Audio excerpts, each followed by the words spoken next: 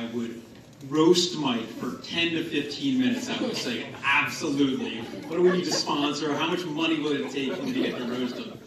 2 weeks ago, she called me. She said, okay, actually, you're going to have about 2 minutes. And he's getting a really prestigious award, so you have to say something nice about him. Totally bait and switched me there. I felt like a Supreme Court nominee just snatched away in the last minute. I got it in there. But as I think about Mike and my experience with him, I know it's a strong word. And where's Dana? Where's Dana? Here. Oh, great. Hi, Dana. I just wanted you to know that Mike and I have been lovers for the past several years.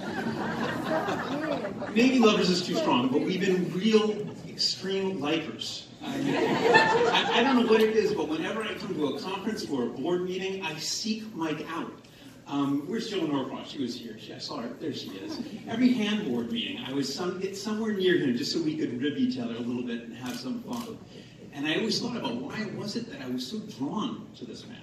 I'm sorry, Dana, for this confession. Was it because I wanted to hear about the latest Ironman that he had run, the Reston Triathlon, where he came in 3rd place in his age group?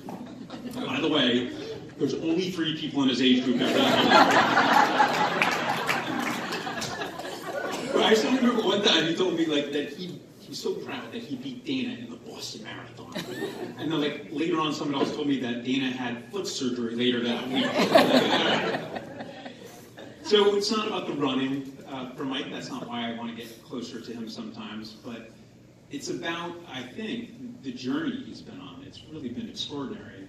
Several years ago, we actually had him come to our law firm and talk to the associates there about his journey. And you might ask, why would you let this person around impressionable young people? And it was a questionable decision to make. But I'm going to ask you guys, call up, whoever's worked with Mike, where have you worked with him? What profession, what place? Anyone? Cornerstone. He's home, right? He's come home in the end, full circle, back home, trying to create housing in his neck of the woods. Fantastic. Anyone else? VHTA, I heard VHTA. Now that was probably the darkest time we all experienced because for some reason Susan gave him some kind of a budget. So we all had to be nice to Mike to get a little bit of money out of the budget.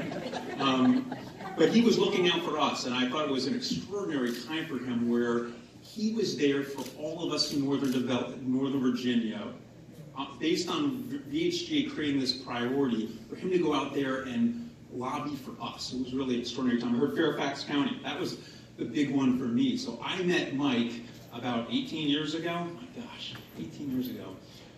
When I was about to accept a job at Fairfax County that Mike had previously. Now, Mike, of course, there's Paula back there. Hello, Paula. Yeah, thank you. Mike warned me about this job. It was a lunch of warnings, and really, it's telling me it's going to be the most stressful job you've ever had. You'll be in this boat, this affordable housing boat, trying to get across that river, and about 60% of the people in the boat are going to be rowing with you, rowing so hard. And about 40% are going to be trying to put holes in the boat. They're trying to take on water, and you don't know who they are all the time. But when I talked to him, it wasn't what he said so much as the way he said it. He loved the fight. He loved the fight and the victories that he accomplished. And I took that job, and I never regretted it. It was without a doubt the most stressful job of my life. And I only lasted 2 years, but Mike lasted 12. And being the competitive sort that I am, of course, I went back and saw what did Mike accomplish during his time there. And it was pretty extraordinary. I went back through all of the different financings because it was hard. In Fairfax County, now there's more political will, more money. Thank you, Fairfax County. But at the time, there was not. And so I would look at what Mike accomplished, and in 12 years, whether through developments by Fairfax County or financings, they did over 4,000 units with no resources. So I was like, how did you do it, Mike? I was like, how did you create housing in this area with no money? And I look back at the financings that he accomplished, and he was doing some crazy stuff. I mean, they were borrowing. Fairfax County has a sewer fund, extra money that gets piled in the sewer fund before they use it. He was borrowing that money in order to do an acquisition of a financing project.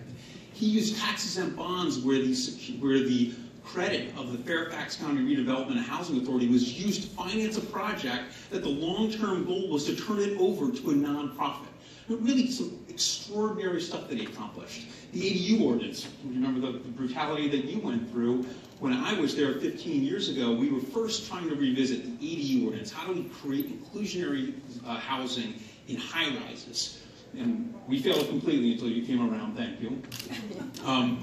But honestly, when I look back at the original books, Mike was a part of the original working group that created an ADU ordinance in Fairfax County. The first ADU in Gum Springs townhouses was one that had Mike's name on it. I was just blown away by what he accomplished. So to me, I was thinking, okay, so it's not about the running, it's about the journey. But it's also to me about the way this man has journeyed.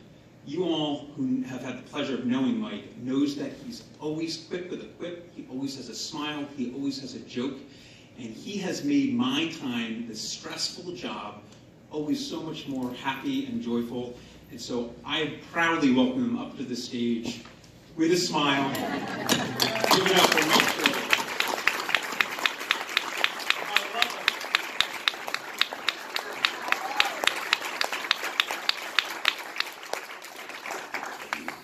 You need a new haircut, Eric.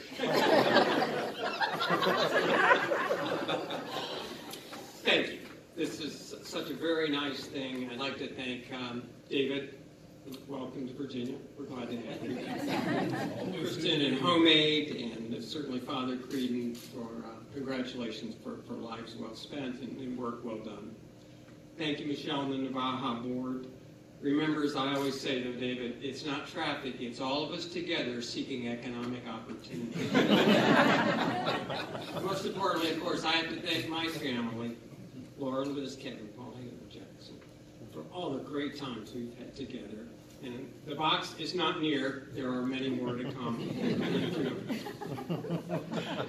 I thank all of those organizations and people that I've been privileged to be associated with during my career, and know that I learned and grew from all of them, but especially Walter Webdale, who taught me, and I had to think about this. So Walter taught me to be assertive with purpose. That's the best I could come up with.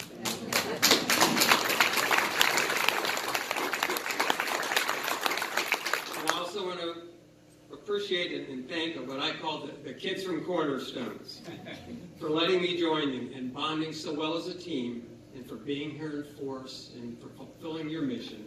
The power of free food and drink is awesome. What I appreciate most is that this honor comes from all of you, the people I've worked with for years and years. I thank you. Being associated has just been wonderful. I'm a really lucky boy. Finally, when I was completing my master's degree at Ball State University, and we were having some libation with the members of my little class, we decided on a class goal or motto. And it was simple. It was, we are going to create heaven on earth in our own time. Well, we're not quite there yet, but I'm not done yet either. Thank you very much.